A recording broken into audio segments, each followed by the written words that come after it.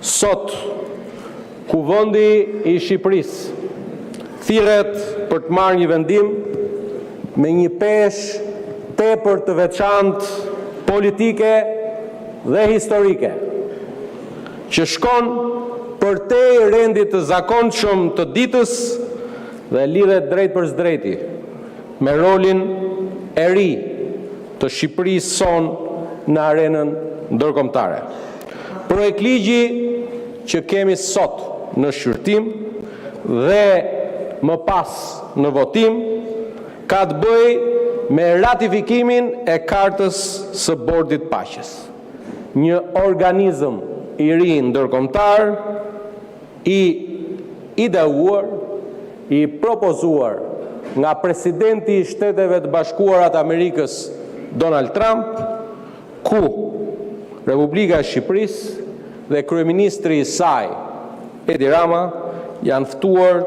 të jenë vend antar themelues dhe antar I bordit. Kjo ftesë përbën një vlerësim të drejt për drejt, ndërkombëtar për rolin konstruktiv dhe shumë të besueshëm të Shqipërisë son të përbashkët dhe shënon një moment të paprecedent pozitiv ku vendi ynë shihet si një aktor që kontribon në zgjidhje të rëndësishme globale për paqen e jo thjesht si dikur një pjesë periferike e tyre. Kjo ftesë, zonja e zotëri, të dashur qytetar shqiptar, nuk është diçka e zakonshme. Nuk është formale dhe nuk është as simbolike.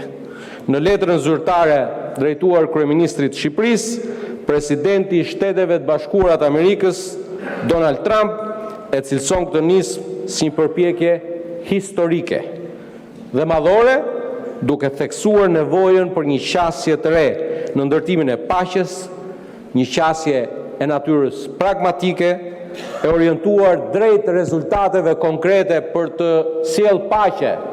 kudo ku sot në botë ka konflikte me një fokus veçantë situatën në Gaza, larg modeleve tradicionale burokratike që kanë dështuar të prodhojnë stabilitet afatgjatë. E prandaj, kolege deputete, Bordi I Paqes sipas kartës që do të shqyrtojmë sot si fillim në Komisionin për Europën dhe Politikën e Jashtme, e më pas në seancë plenare, është organizmi I dur ndërkombëtar që synon stabilitetin, që na duhet për rivendosjen e paqes, por dhe qeverisjes lishme, dhe të besueshme dhe sigurimin që paqja kudo në botë jetë e qëndrueshme. Gjithmonë, sikurse